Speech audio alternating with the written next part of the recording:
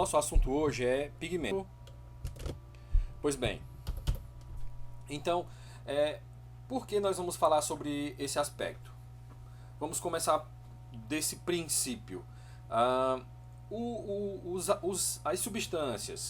As substâncias orgânicas e até algumas delas inorgânicas, que compõem a coloração dos alimentos, essas substâncias elas são substâncias minoritárias. Vocês viram até lá no capítulo do livro do Fenema.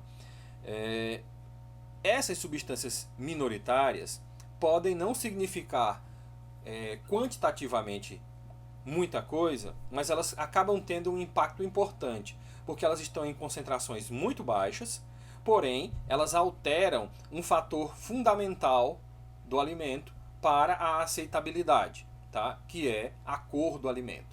Então a cor do alimento é um fator importante para ele e determina sua aparência e uma perspectiva de qualidade desse alimento. A cor do alimento ela se deve à presença de substâncias corantes, tá?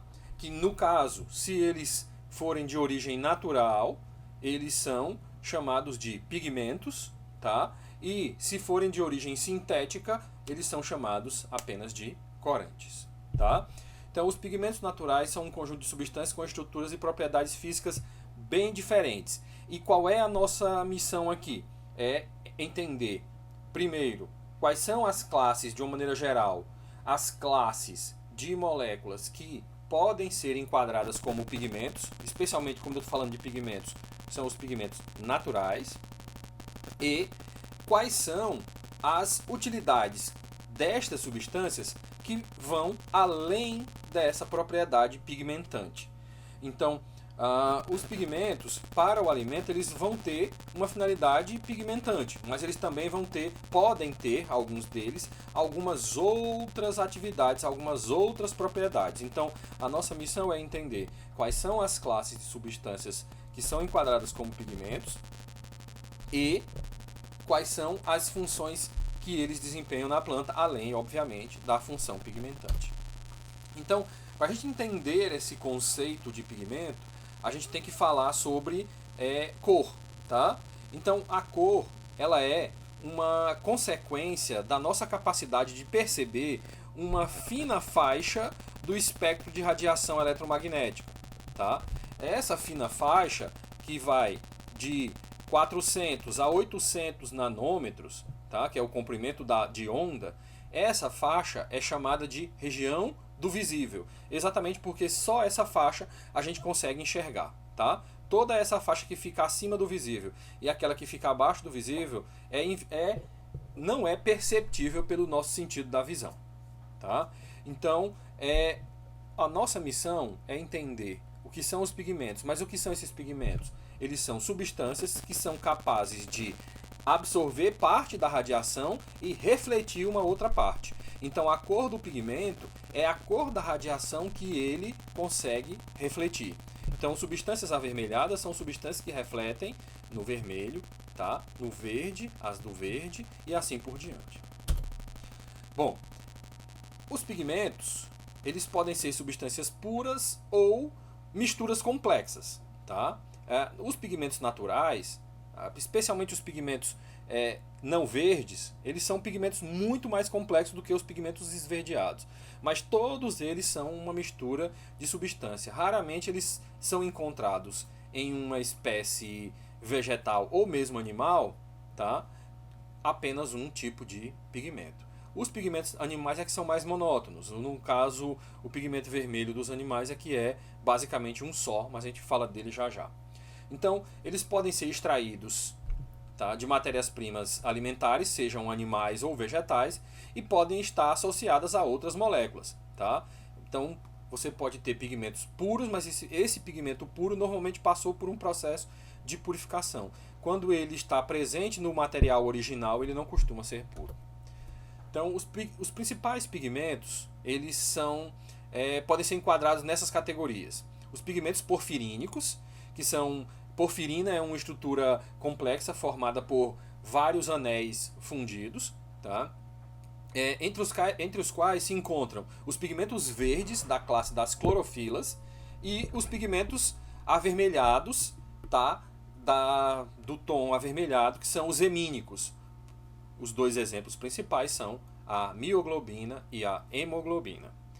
Os carotenoides são uma outra classe de substâncias pigmentantes ou de pigmentos, né? Porque ser pigmentante é um uso, elas são substâncias, são pigmentos, estão entre os que nós ingerimos com mais frequência, tá? São pigmentos caracterizados por serem moléculas hidrofóbicas, tá?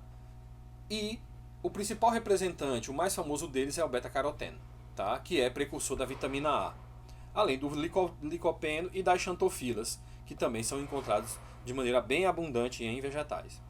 Outra classe é a classe geral chamada de flavonoides, tá?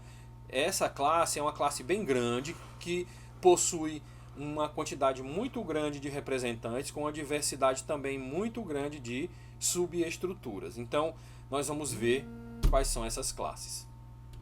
Então,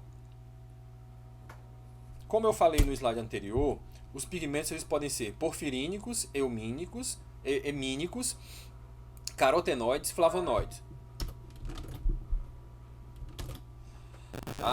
Os pigmentos hemínicos, eles podem se dividir, como eu já disse, em dois. Então, porfirínicos, eles podem se dividir em dois, hemínicos e as clorofilas, tá?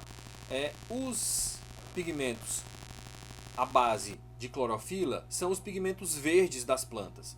Então, basicamente, toda a coloração esverdeada na planta é gerada por esse tipo de pigmento aqui. Do ponto de vista nutricional, as clorofilas elas praticamente não têm nenhum valor além do valor pigmentante, tá? Então, elas têm muito pouco valor, elas têm pouca contribuição além de serem um pigmento, tá? E a perda da coloração das clorofilas do ponto de vista alimentar, o ponto talvez mais importante a considerar dessa classe, tá? Então, do ponto de vista químico, eu vou falar aqui, mas nós não vamos nos aprofundar muito nos aspectos químicos, tá? Do ponto de vista químico, as clorofilas têm um núcleo tetrapirrólico, tá? Parecido com o grupo M da hemoglobina. E o que difere a clorofila da hemoglobina é que na clorofila você tem um grupo magnésio e na hemoglobina você tem um grupamento ferro, tá? Seria mais ou menos aqui, isso aqui é o núcleo porfirínico, tá? Isso aqui é a metaporfirina, que é aquela que tem um metal no centro. A clorofila propriamente dita tem um metal que é o magnésio, tá? Além dessa estrutura, essa daqui maior, sistema de anel grande, que é a porfirina, nós temos esse outro grupamento aqui que é o fitol, que é o que transforma realmente a molécula na clorofila. Então, a clorofila ela pode ser dividida em duas, ela é dividida em duas dependendo da modificação estrutural que ela receba, que ela possua. Deixa eu só pegar aqui a estrutura. Por exemplo, a clorofila A, ela é essa clorofila aqui, e a clorofila B é a mesma estrutura, apenas com esse carbono aqui oxidado. Então nós não temos grandes alterações na estrutura, tá bom? Então quimicamente as clorofilas podem se alterar de diversas formas. O processamento do alimento, especialmente aquele que envolve a inserção de ácido, como por exemplo a adição de vinagre às folhas verdes, ela gera uma alteração de cor. Por quê? Porque substitui o magnésio por hidrogênio. Então, nesses casos, o magnésio é substituído por hidrogênios e o alimento de cor esverdeada tende a esmaecer um pouco a coloração em razão desse deslocamento de parte dos magnésios da clorofila. Essa é a principal consideração que nós temos que fazer em relação à clorofila do ponto de vista alimentar, porque, como eu já disse, as clorofilas elas não têm grandes propriedades regulatórias como algumas outras classes de pigmentos, tá? Então, basicamente, o efeito, a alteração que é produzida após o processamento do alimento é a alteração da cor do alimento, que pode também ser feita por oxidação, tá? E isso gera alteração de cor, talvez alteração de aceitabilidade, mas não afeta, pelo menos não diretamente, o valor alimentício do alimento que perdeu a coloração. Aqui tem algumas reações, aqui eu não vou, como eu disse, eu não vou dar muita ênfase nessas reações. Outra classe de substâncias porfirínicas são os pigmentos do tipo M. Esses sim, vão dar até uma atividadezinha que eu vou fazer com vocês depois. Essa atividade, ou melhor, esse grupo é o grupo de pigmentos naturais das proteínas vegetais. Por quê? Porque o grupo M é o grupamento que dá a coloração ao sangue, né? Porque a hemoglobina é a responsável pelo transporte de oxigênio. Então, a coloração da carne, tá, é dada principalmente por este pigmento, a hemoglobina, que está nas hemácias e no tecido, que está irrigado por hemácias, tá? E se deve principalmente ao íon ferroso do grupamento M, tá? Que em alguns casos pode ser oxidado no transporte de oxigênio, gerando oxi e mioglobina. Desculpe aí, meninos. Bom, o que acontece? Nesses casos, o pigmento, a hemoglobina em si, depois que a carne já sofre algum processamento, ela pode sofrer alterações de tonalidade. O resfriamento pode gerar alterações de tonalidade, o congelamento pode levar a alterações de tonalidade e a degradação também. As carnes naturais, deixa eu só ajeitar esse slide aqui. As carnes naturais, elas normalmente o único pigmento presente é a própria hemoglobina, é o próprio grupo M e suas variações. Bom, mas em alguns alimentos, como os produtos curados, tá? Os produtos cárneos curados, esses produtos, como eles são produzidos para terem uma longa vida de prateleira, eles precisam receber algum agente de estabilização, tá? Para evitar o crescimento microbiano, tá? E para que o longo tempo de armazenamento não afete a coloração da carne. E para isso, normalmente o que se usa nesses casos é um produto sintético.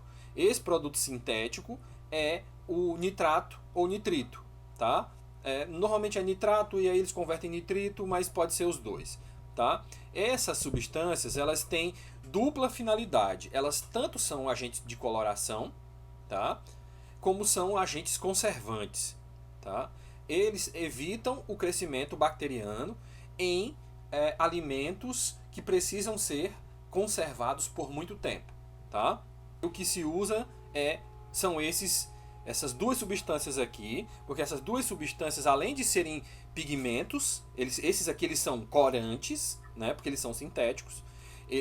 Eles, além de terem esse efeito corante, dar aquela cor avermelhada terrosa, né, para a salsicha, eles também têm a ação antimicrobiana. Então, essa substância gerada pela decomposição do nitrato, que é o óxido nitroso, ele é uma substância que nossos vasos sanguíneos já produz naturalmente e que pode aumentar a pressão arterial do indivíduo.